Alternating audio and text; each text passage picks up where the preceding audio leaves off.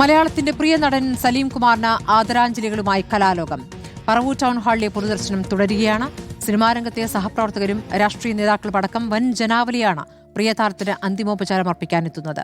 മുഖ്യമന്ത്രി V D Satheesan അല്പസമയത്തിനകം town ഹാളിലെത്തി അന്ത്യാഞ്ജലി അർപ്പിക്കും. 1 മണിയോടെ മൃതദേഹം വീട്ടിലേക്ക് കൊണ്ടുപോകും. 3:30-ക്കാണ് ഔദ്യോഗിക ബഹുമതിയോടെ സംസ്കാരം നിശ്ചയിച്ചിട്ടുള്ളത്. ലേബി സുരേന്ദ്രനും അർജുൻ മട്ടന്നൂരും വിവരങ്ങളുമായി. ആദ്യം ലേബിയിലേക്ക്. ലേബി, ഇപ്പോൾ പറവൂർ ടൗൺ ഹാളിലാണ് സലീം കുമാറിനെ അവസാനം നോക്കുകാണാൻ ആയിരങ്ങൾ എത്തിക്കൊണ്ടിരിക്കുന്നത്. പറവൂർ അദ്ദേഹത്തിൻ്റെ നാടാണ്. മുഖ്യമന്ത്രിയുടെ അടുത്ത സുഹൃത്തായിരുന്നു. മുഖ്യമന്ത്രിയും അവിടേക്ക് എത്താൻ പോകുന്നു. സലീം കുമാർ എന്ന കലാകാരനെ എങ്ങനെയാണ് അവിടെ എത്തുന്ന അദ്ദേഹത്തിൻ്റെ സഹപ്രവർത്തകരും നാട്ടുകാരും ഓർമ്മിക്കുന്നത്? ദേവി,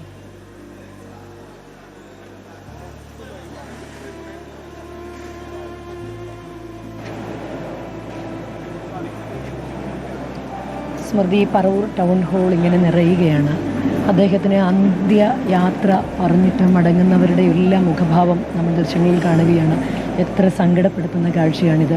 പറവൂരിനെ സംബന്ധിച്ചിടത്തോളം അവർക്ക് ഏറ്റവും പ്രിയപ്പെട്ട അവരുടെ ഒരു സഹോദരനായിരുന്നു സലീം കുമാർ. സിനിമയുടെ നാട്യങ്ങളോ അതിൻ്റെ ഭാവങ്ങളോ ഒന്നുമില്ലാതെ അവരുടെ ഒരു നാട്ടുകാരനായി അവരോട് തോളോട് തോൾ ചേർന്ന് ഇവിടെ നടന്നവരാണ്. ഈ പറവൂർ ടൗൺ ഹാളിനെ സംബന്ധിച്ചിടത്തോളം എത്രയെത്ര ഓർമ്മകളാണ് സലീം കുമാറുമായി ബന്ധപ്പെട്ട്. അദ്ദേഹത്തിന് ഏറ്റവും പ്രിയപ്പെട്ട ഒരു ഇടം കൂടിയായിരുന്നു ഇത്. അദ്ദേഹം സംഘടിപ്പിച്ച എത്രയോ പരിപാടികൾ, അദ്ദേഹം മുഖ്യാതിഥിയായ എത്രയോ പരിപാടികൾ, അവിടെ ചേതനയേറ്റ ശരീരം കിടക്കുമ്പോൾ അത് പ്രിയപ്പെട്ടവർക്കെല്ലാം താങ്ങാവുന്നതിനും അപ്പുറത്തുള്ളൊരു കാഴ്ച തന്നെയാണ്.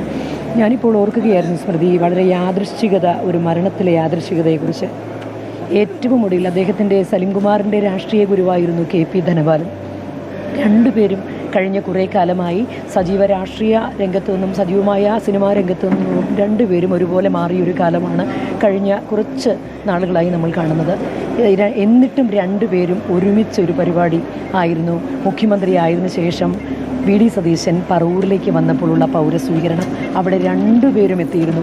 രണ്ടുപേരും അവിടെ വെച്ച് സംസാരിച്ചതായിരുന്നു അവരുടെ അവസാന പൊതുവിടത്തിലെ സംസാരം.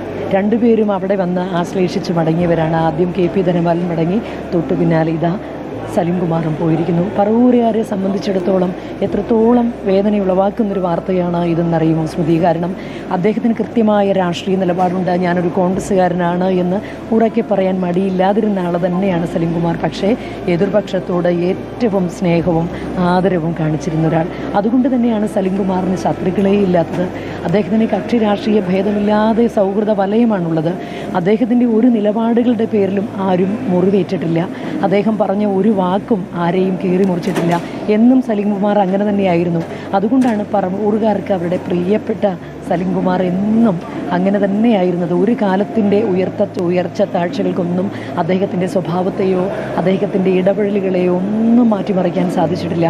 അദ്ദേഹം ഒന്നുമില്ലായ്മയിൽ നിന്ന് വളർന്ന് നടന്ന് കയറി സിനിമയുടെ ഈ രംഗമൊക്കെ എത്തിയിട്ടും എത്രയോ കാലമായി അദ്ദേഹം ഇപ്പോൾ രോഗാതുരനായി സജീവ സിനിമാ പ്രവർത്തനത്തിൽ നിന്ന് മാറി നിൽക്കുകയാണ്.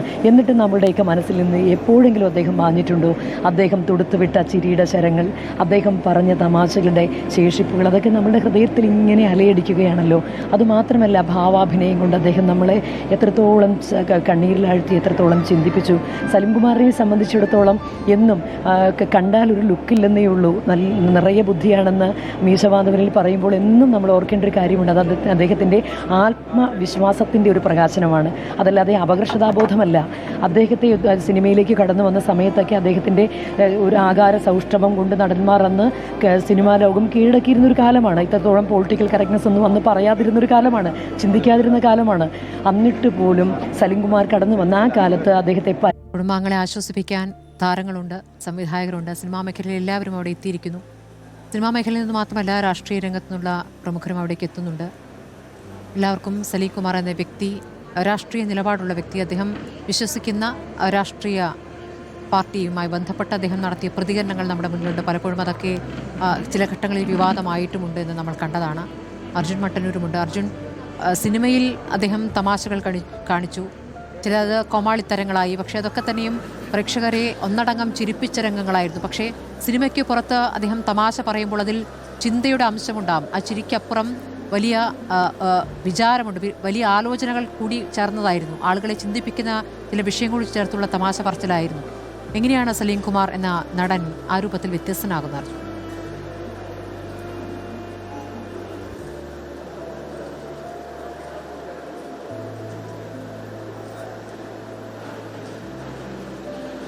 തീർച്ചയായും സ്മൃതി, ഒരു നടൻ എന്നതിനപ്പുറത്തേക്ക് അടിമുടി ഒരു സാമൂഹ്യ ജീവി കൂടിയാണ് സലീം കുമാർ. പ്രത്യേകിച്ച് അദ്ദേഹം ചുറ്റും നടക്കുന്ന എല്ലാ വിഷയങ്ങളിലും കൃത്യമായി ഇടപെടുകയും അതോടൊപ്പം തന്നെ എല്ലാ കാര്യങ്ങളും നിലപാട് തുറന്നു പറയുകയും ചെയ്യുന്ന, അതിന് മറ്റ് യാതൊരു തരത്തിലുള്ള മാനദണ്ഡങ്ങളും ഇല്ലാതെ, അതായത് അദ്ദേഹത്തിൻ്റെ കലാജീവിതത്തെ ഏതെങ്കിലും തരത്തിൽ ബാധിക്കുമോ എന്ന ആശങ്ക പോലും ഇല്ലാതെ അദ്ദേഹത്തിൻ്റെ നിലപാടുകളടക്കം കൃത്യമായി തന്നെ പറയുകയും ചെയ്യുന്നതാണ്. മാത്രവുമല്ല, ഈ സിനിമയ്ക്ക് അപ്പുറത്തും അദ്ദേഹം വളരെ പച്ചയായ ജീവിത യാഥാർത്ഥ്യങ്ങൾ പോലും സരസമായ ഭാഷയിൽ സാധാരണക്കാർക്ക് പോലും മനസ്സിലാവുന്ന രീതിയിൽ അതിൽ ഏറ്റവും ആഴത്തിൽ അതിൻ്റെ ആഴം വ്യക്തമാക്കിക്കൊണ്ട് തന്നെ അദ്ദേഹം സരസമായ ഭാഷയിൽ അദ്ദേഹം പറയുകയും ചെയ്യാറുണ്ട്. അദ്ദേഹത്തിൻ്റെ വേദികളിലൊക്കെ തന്നെ നമ്മളിത് സ്ഥിരമായി കേൾക്കാറുമുണ്ട്. ഒടുവിൽ തിരഞ്ഞെടുപ്പ് കാലത്ത് ഭരിക്കുന്ന മുന്നണിക്ക്, തിരഞ്ഞെടുപ്പ് പ്രചാരണ സമയത്ത് ഭരിക്കുന്ന മുന്നണിക്കെതിരെ, മുഖ്യമന്ത്രിക്കെതിരെയൊക്കെ തന്നെ രൂക്ഷമായ വിമർശനം, അതും വളരെ സരസമായ രീതിയിലാണ് അദ്ദേഹം അവിടെ കേൾക്കാനെത്തിയ ആളുകളോട് പറഞ്ഞത്. അതിനുശേഷം അദ്ദേഹം തിരഞ്ഞെടുപ്പിന് ശേഷം മുഖ്യമന്ത്രിക്ക് നൽകിയ സ്വീകരണ ചടങ്ങിലും അദ്ദേഹം അതുപോലെ തന്നെയായിരുന്നു സംസാരിച്ചത്. മാത്രമല്ല, അദ്ദേഹത്തിന് ദേശീയ അവാർഡ് കിട്ടിയപ്പോൾ പോലും അദ്ദേഹം പറഞ്ഞത് വളരെ രസകരമായ രീതിയിൽ, എന്നാൽ വളരെ മണ്ണിൽ നിന്നുകൊണ്ട് യാഥാർത്ഥ്യത്തെ തിരിച്ചറിഞ്ഞുകൊണ്ട് തന്നെയാണ്. ഞാൻ കടന്നു വന്ന ഒരു മതിലുകളാണ് ഞാൻ പൊളിച്ചത്, ആ മതിലുകളിലൂടെ, ആ പൊളിച്ച വഴിയിലൂടെ കൂടുതൽ പേർ വരട്ടെ എന്ന് അദ്ദേഹം പറയുമ്പോൾ, സ്വാഭാവികമായും അത് ഒരു കാലത്ത് കോമഡി മാത്രം ചെയ്തിരുന്ന നടന്മാർക്ക് അപ്രാപ്യമായിരുന്ന സീരിയസ് കഥാപാത്രങ്ങൾ, അതോടൊപ്പം തന്നെ ദേശീയ അവാർഡുകളൊക്കെ തന്നെ അദ്ദേഹത്തെ തേടി വന്നപ്പോഴാണ് അദ്ദേഹം പറഞ്ഞത്, ഞാൻ പൊളിച്ചതൊരു മതിലാണ്, ആ പൊളിച്ച മതിലിലൂടെ കൂടുതൽ ആളുകൾ കടന്നു വരട്ടെ എന്ന് അദ്ദേഹം പറഞ്ഞത്. അദ്ദേഹം പൊളിച്ച വഴിയിലൂടെ തന്നെയാണ് പിന്നീട് സുരാജ് വെഞ്ഞാറമൂട് അടക്കമുള്ള നടന്മാർ ഇത്തരത്തിൽ സീരിയസ് വേഷങ്ങളിലേക്കും അതോടൊപ്പം തന്നെ അവാർഡുകളിലേക്കുമൊക്കെ തന്നെ എത്തുകയും ചെയ്തത്.